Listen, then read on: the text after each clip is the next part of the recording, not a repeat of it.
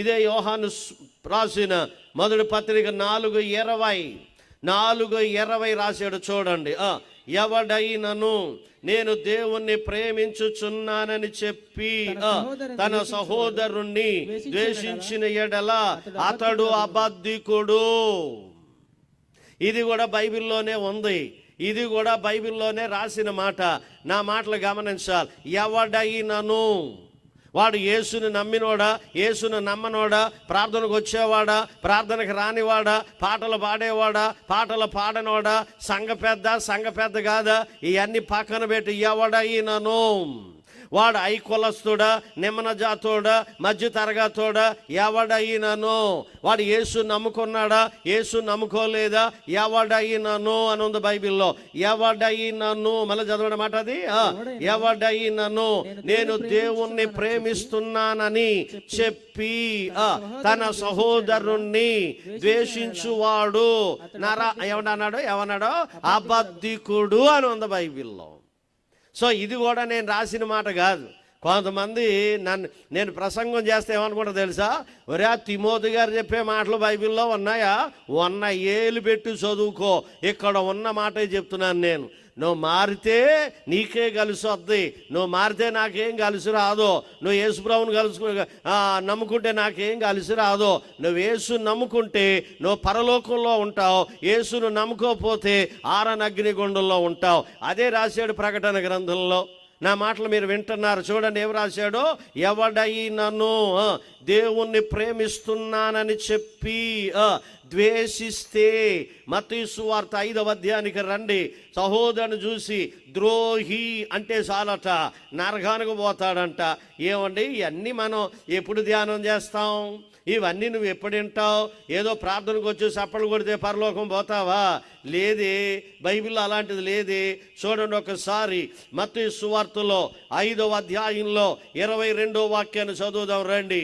తన సహోదరుడి మీద కోపపడు ప్రతివాడు విమర్శకు లోనగును, తన సహోదరుని చూచి వ్యర్థుడని చెప్పువాడు మహాసభకు లోనగును, ద్రోహి అని చెప్పువాడు నరకాగ్నికి లోనగును. అగ్నిగుండానికి వెళ్ళిపోవును. ఈ రాత్రి మీరు నరకానికి వెళ్ళిపోవడం దేవుని చిత్తం కాదు. మిమ్మల్ని నరకానికి పంపాలని యేసుప్రభు ఈ లోకానికి రాలే. యేసుప్రభు ఈ లోకానికి ఎందుకు వచ్చాడంటే నిన్ను రక్షించడానికి వచ్చాడు, నిన్ను కాపాడడానికి వచ్చాడు, నిన్ను బలపరచడానికి వచ్చాడు, నీకు ఆరోగ్యం ఇవ్వడానికి వచ్చాడు. నశించి నరకానికి పోతున్న మనల్ని పరలోక రాజ్యానికి చేర్చడానికి వచ్చాడు. ఆయన ఈ రాత్రి ఏం చేద్దాం? ఈ బైబిల్ నువ్వు అనుసరించాల్సిందే. సహోదరుని చూసి ద్రోహి అంటే చాలట, వాడు నరకానికి పోతున్నాడంట. మరి రాత్రి ఏం చేద్దాం? ప్రభు పాదాల మీద పడదాం. అయ్యా ఈ రాత్రి నీ వాక్య ప్రకారంగా జీవిస్తానయ్యా, నీ వాక్య వెలుగులో మా జీవితాన్ని సరి చేసుకుంటానయ్యా. మరో మాట చెప్తా, నేవండి, మరణము నిజం, పరలోకం నిజం, నరకం నిజం. ఈ రాత్రి నువ్వు ఎక్కడుంటావో ఆలోచించు. ఏదో ఒక రోజున, ఏదో గడియలో, ఏదో సమయంలో, ఏదో ఒక రోజు నువ్వు మరణించడం నిజం. ఏదో రోజు నువ్వు చనిపోవడం నిజం. ఏదో రోజు నీకు జ్ఞాపకార్థకోవడం నిజం. అయితే నువ్వు ఎక్కడుంటావు? ఈ బాధలు దేనికి? యేసుప్రభు లోకానికి ఎందుకు వచ్చాడు? ఎందుకు రావాల్సి వచ్చింది? ఎందుకు తన రక్తం అంతా చిందించాడు?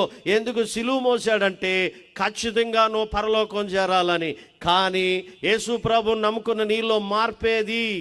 ఏమంటే మా అయ్యగారు, మాకు బాప్తిస్మం ఇచ్చిన మా అయ్యగారు, మా విజయ్ కుమార్ అయ్యగారు చెప్పండి, మారు మనసు ఉంటేనే మైక్ ఇచ్చేవారు, మారు మనసు ఉంటేనే పాట పాడమనేవారు, మారు మనసు ఉంటేనే పాట పాడాల, మారు మనసు ఉంటేనే సాప వేయాల, మారు మనసు ఉంటేనే చెప్పండి స్టేజీ ఎక్కి ప్రార్థన చెయ్యాలి. ఈ రోజుల్లో అలాంటివి ఏమీ లేవు. అలా పోయో కోటర్ దాకా వచ్చి ఇలా పాటలు పాడే వాళ్ళు చాలామంది ఉన్నారు. మీరు నన్ను క్షమించాలి, నా అనుభవపూర్వకంగా నేను చెప్తున్నాను. ఓసారి నేను పెళ్ళికి వెళ్ళాను. అక్కడ కురగాడు పాటలు పాడుతున్నాడు, చాలా బాగా పాడుతున్నాడు, వండర్గా పాడుతున్నాడు. నిజంగా నేను స్టేజీ ఎక్కుతున్నాను, ఆయన స్టేజీ దిగుతున్నాడు. తమ్ముడు బాగా పాడే పాటలు అంటే థ్యాంక్స్ అన్నయ్య అన్నాడు. ఏమంటే ఆయన పెళ్లి చేశాడు. ఏమంటే నేను ప్రసంగం చేశాను, ఈ లోపల ఆ కురగాడు ఎక్కడికో వెళ్ళి వచ్చాడు.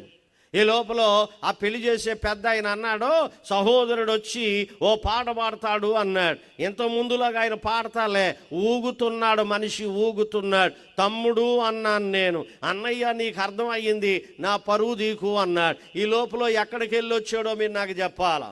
అర్థమైందా? ఆలోచించండి. మారు మనసు లేకుండా పాటలు పాడేవాళ్ళు, మారు మనసు లేకుండా వాయిద్యాలు వాయించేవాళ్ళు. నేనన్న మాట కాదండి. యెషయా గ్రంథం, యెహోవా సేవోపకరణములు మోయువారు తమ్మును తాము పరిశుద్ధపరచుకోండి అని ఉంది బైబిల్లో. నా సొంత మాట చెప్పట్లేదు. ప్రసంగం చేసేవారైనా, పాటలు పాడేవాళ్ళైనా, వాయిద్యాలు వాయించేవాళ్ళైనా పరిశుద్ధత ప్రాముఖ్యమైనది. అది లేనప్పుడు నీ పాట వల్ల ఉపయోగం లేదు. 52:11 యెషయా గ్రంథం 52:11 చివరి మాట చదివేయండి. యెహోవా సేవోపకరణములను మోయువారులారా మిమ్మును మీరు ఏం చెయ్యాలా? పరిశుద్ధపరుచుకోండి. ఈ రోజున ఎన్నో సభలు జరుగుతున్నాయి, ఎంతో వాక్యం జరుగుతుంది, మనుషుల్లో మార్పు లేదు. ఎందుకని? బోధించే వాళ్ళలో మార్పు లేదు, పాటలు పాడే వాళ్ళలో మార్పు లేదు, ప్రార్థన చేసే వాళ్ళలో మార్పు లేదు, కూర్చున్న వాళ్ళలో మార్పు లేదు.